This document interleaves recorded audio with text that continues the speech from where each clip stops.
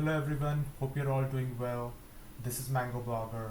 In this video, we are going to take a look at how to get data for your Google Analytics 4 property using Python and Google Analytics 4 API. This is a great way to learn about APIs, Python, and also get data from your Google Analytics 4 property.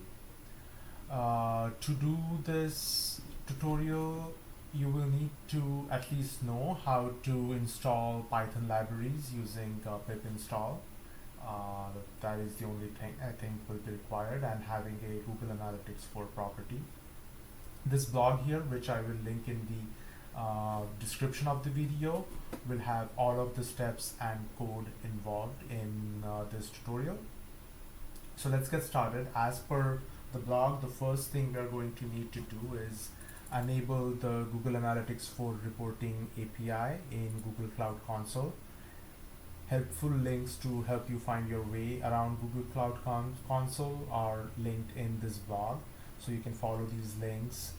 They take you to Google documentation and you can know how to enable the Google Analytics reporting API.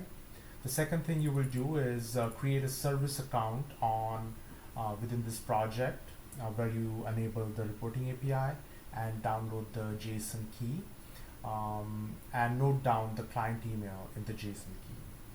You will save the JSON key in the same folder as your Python script that you're going to create. Next, in your coding environment, here I'm using Visual Studio Code. You will install Google Client Library for Python using pip install Google Analytics data. If you don't know how to do this, then yeah, definitely search how to create virtual environment in Python, and then you can come to this step. You will add the client email that you noted down in step 2 and add it to your Google Analytics 4 property under users with appropriate permissions like view, edit, and above. You will note down the Google Analytics property ID where you added this client email and from where you want the data. That's pretty much it.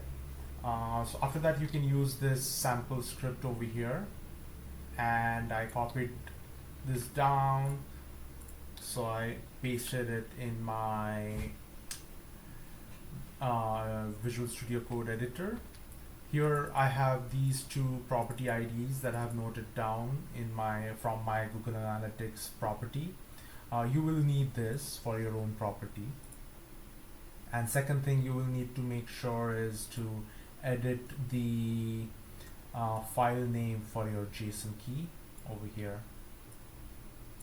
That's pretty much it. You can, to see the data in your console, I'm just going to do a print statement over here, and now when I run it, you can see I got my Google Analytics 4 page views for the last 2 days over here for a particular property ID. So that's how you get data from your Google Analytics 4 property. Thank you for watching, and let me know in the comments if you have any questions or anything else you might want to see. Thank you.